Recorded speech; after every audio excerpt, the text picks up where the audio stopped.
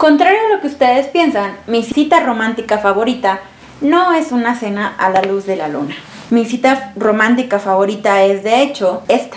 Mi corazón, única cosa que me enorgullece, única fuente de fuerza, de felicidad e de infortunio. Lo que yo sé cualquiera lo puede saber, pero mi corazón solo lo tengo yo.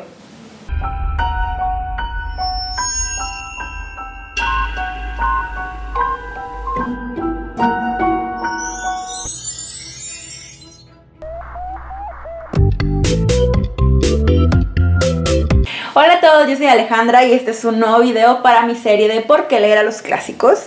Y el día de hoy les acabo de leer al principio una de mis citas románticas favoritas que pertenece a uno de los libros que mencionaré en esta selección de obras que les recomiendo sobre esta época pues el romanticismo. Particularmente no soy fan del romanticismo, sé que a mucha gente le agrada mucho, a mí me agrada como movimiento y como postura política, pero no tanto en el arte, sino más bien en sus manifiestos. Víctor Hugo es uno de los principales autores que representan al romanticismo y sus obras para mí no son tan de mi gusto, digamos.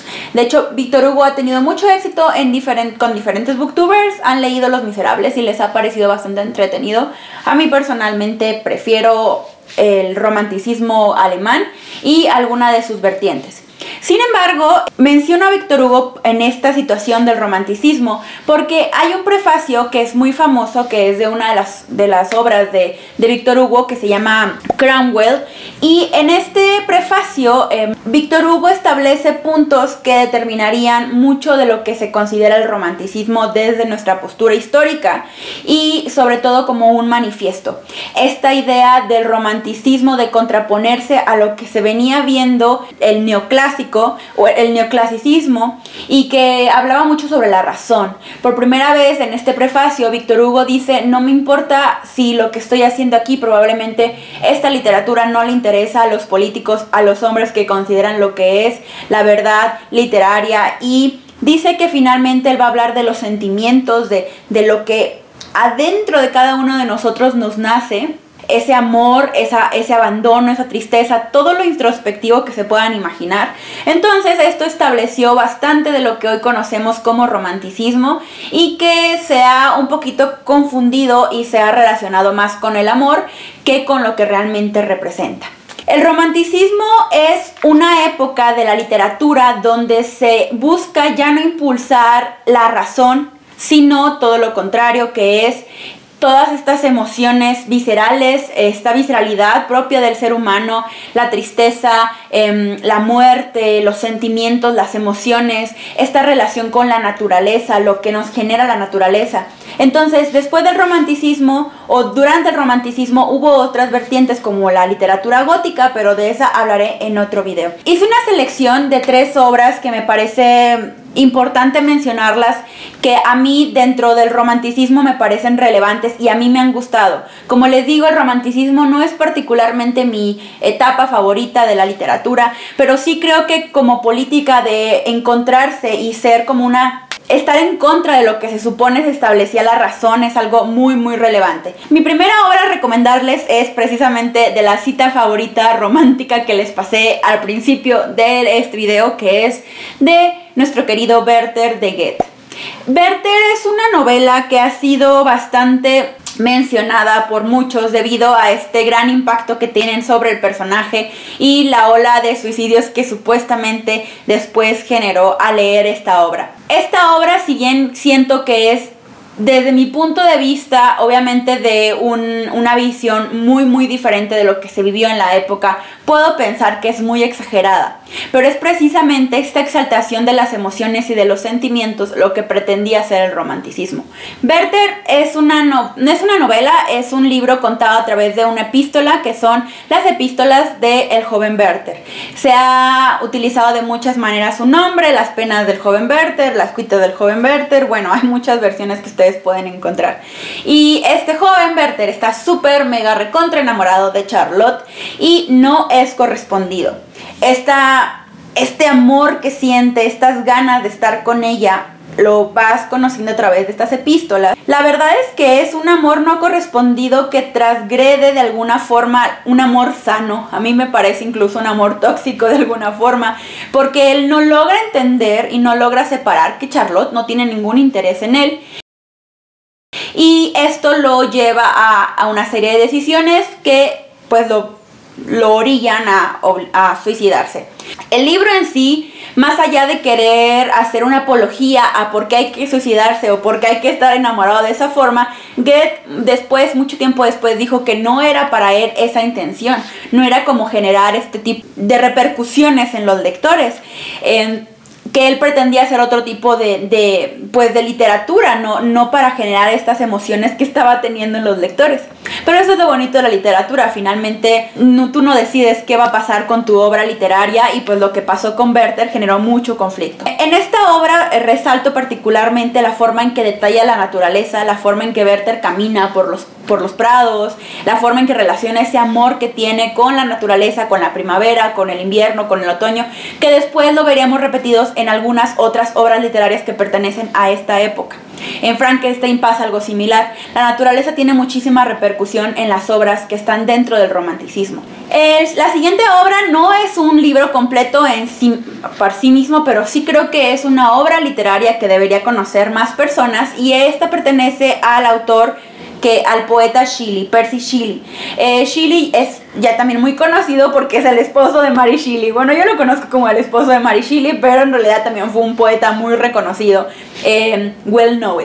Entonces, este poeta tiene un poema que a mí me fascina que se llama Las Ozymandias. Bueno, Ozymandias. Ozymandias, o como se pronuncie, o como quieran ustedes que se pronuncie en el idioma que sea, pues yo así lo digo, es un soneto de Percy Shelley, y en este soneto es uno de los sonetos más famosos y más reconocidos, y es ampliamente conocido en la cultura popular. Por eso para mí me parece relevante considerarlo como algo que hay que leer y conocer y buscar y no sé, saber que existe. Se ha mencionado en muchísimas cosas, es muy importante para la lengua inglesa, entonces se ha mencionado en muchísimas cosas relacionadas con la cultura popular.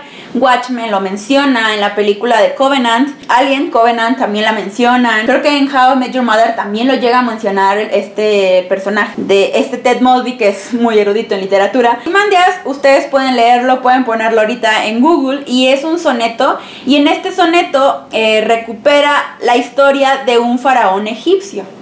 Pero la forma en que está escrito es bellísimo. No hay que saber tampoco inglés, porque pueden leerlo en inglés, sino más bien poner atención en los fonemas, en los sonidos que hacen tan exquisito este poema, pero también en lo que está un poco detrás, en cómo habla de cómo puedes tú ser un faraón, tener tanto poder, y como quiera te vas a morir y vas a ser enterrado por el polvo y vas a pasar al olvido. Y es un poema muy llegador, y a mí me parece muy importante reconocerlo dentro del romanticismo, porque finalmente habla de este miedo que tenemos los seres humanos a la muerte, a ser olvidados, a no ser nada a pesar de todo el poder y todas las riquezas que tú puedas adquirir durante la vida. Y finalmente mi última recomendación es de un autor llamado Friedrich Schiller.